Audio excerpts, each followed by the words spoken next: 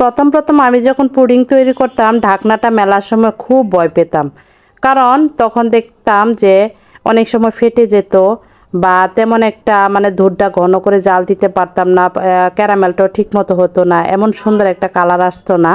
আলহামদুলিল্লাহ এখন অনেক সুন্দর পুডিং তৈরি করতে পারি। দেখতেই পাচ্ছেন মাশাআল্লাহ কতটা সুন্দর কালার আসছে। আর আমি কিন্তু পুডিংটা আজকে তৈরি করার সময় আমি ছোট ছোট ক্লিপ নিয়ে রাখছি ভিডিওর, যদি ভালো হয় আপনাদের সাথে আমি শেয়ার করব যে এটা আমি কিভাবে তৈরি করছি। এই যে দেখেন 1 কেজি দুধ জাল করতেছি আজকে, আর 1 কেজি দুধের কিন্তু জাল করে এটা হাফ কেজি করতে হবে। আর যদি আপনি দুধটা ঘন না করেন তাহলে কিন্তু ইয়াটা সুন্দর হবে না, আপনার পুডিংটা সুন্দর হবে না। আর আমি কিভাবে চেক করি যে অর্ধেক হয়েছে, এই যে দেখেন পাতিলের সাইডে কিন্তু মানে লেগে থাকে আমি কতটুকু দুধ জাল করে কতটুকু করেছি। যাই হোক দেখেন দুধটা জাল করে আমি ফ্যান ছেড়ে টেবিলে রেখে এখন ক্যারামেল তৈরি করতে আসলাম। আর পুডিংয়ের আসল স্বাদ নির্ভর করে ক্যারামেলের উপরে। ক্যারামেলটা যদি ঠিকঠাক মতো তৈরি হয় তাহলে কিন্তু পুডিংটা খেতে খুবই ভালো লাগে। এদিকে দেখেন ক্যারামেল তৈরি করে এসে দেখি আমার দুধটা ঠান্ডা হয়ে গেছে। আর আজকে কিন্তু আমি 1 কেজি দুধের হাফ কেজি করেছি। এই যে দেখেন এখানে কিন্তু আমি 3টা ডিম দিচ্ছি। তারপরে দেখেন এখানে আমি টেবিল চামচ দিয়ে আপনার 5 চামচ চিনি দিচ্ছি। আমি চিনিটা একটু কমই দিই, অতিরিক্ত মিষ্টি আমাদের ফ্যামিলির কেউ খেতে পারে না। আর যেহেতু ক্যারামেল দাও আছে অতিরিক্ত মিষ্টি কিন্তু ভালো লাগবে না, আমি একটু মিডিয়াম সাইজের করি। আর এখানে দেখেন কয়েক ফোঁটা আমি ভ্যানিলাইজ দিয়ে দিচ্ছি যাতে ডিমের যে ভাজে গন্ধটা সেটা যাতে না লাগে, এটা কিন্তু দেওয়ার চেষ্টা করবেন। যাই হোক এখন আমি কাঁটা চামচের সাহায্যে সব কিছু ভালো করে মিক্সড করে নিচ্ছি।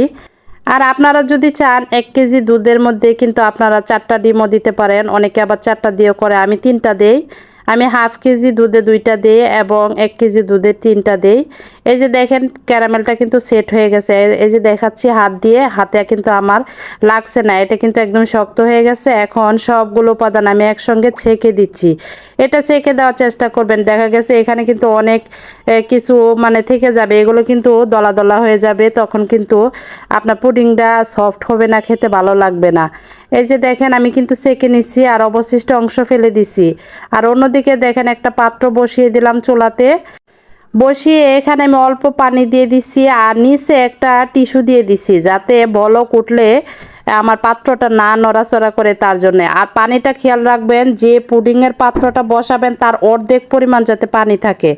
তারপরে দেখেন এখন আমি ঢাকনা দিয়ে দিলাম। 20 মিনিট বা 25 মিনিট সর্বোচ্চ লাগবে। আর যদি একটু পুরা পুরা করতে চান তাহলে কিন্তু আরও 5 মিনিট একটু বেশি রাখবেন। আমার এই যে আজকের পুডিংটা আমি চুলা থেকে নামাইছি প্রায় 30 মিনিটের কাছাকাছি, ধরেন 28 মিনিট এরকম, কিন্তু আমি আজকে একটু বেশি সময় রাখছি যাতে একটু পুরা পুরা হয়। পুডিংটা একটু পুরা পুরা হলে কিন্তু খুবই ভালো লাগে। যাই হোক ঠান্ডা করে নিলাম পানির মধ্যে দিয়ে তাড়াতাড়ি শুধু আপনাদেরকে দেখানোর জন্য। এখন আমি একটা ছুরি দিয়ে সাইড থেকে কেটে আমি একটু ডিপ ফ্রিজে রাখতেছি। ডিপ ফ্রিজে যদি আমি এখানে 10 মিনিট রাখি তাহলে দেখবেন এটা অনেক সুন্দর করে সেট হয়ে যাবে। যাই হোক চলে আসলাম 10 মিনিট পরে, দেখেন কতটা মানে কি বলবো এতটা লোভনীয় লাগছে পুডিংটা। আমি কেটে দেখাচ্ছি এটার ভিতরে কতটা পারফেক্ট হয়েছে। আপনারা যদি এভাবে যারা একদমই বানাতে পারেন না, পুডিং কখনোই বানান না, তারাও যদি এভাবে বানান অবশ্যই কিন্তু অনেক সুন্দর পুডিং তৈরি করতে পারবেন। একসময় কিন্তু আমিও পুডিং বানাইতে পারতাম না, এখন কিন্তু খুবই ভালো পুডিং বানাতে পারি। যাই হোক এই যে দেখেন সন্ধ্যাবেলা বানিয়ে দিলাম, বাচ্চারা খুব মজা করে খাচ্ছে। কেমন লাগছে ভিডিওটা আজকের অবশ্যই জানাবেন। যদি ভালো লাগে আমার পেজটি ফলো করে সবাই পাশে থাকবেন। আল্লাহ হাফেজ।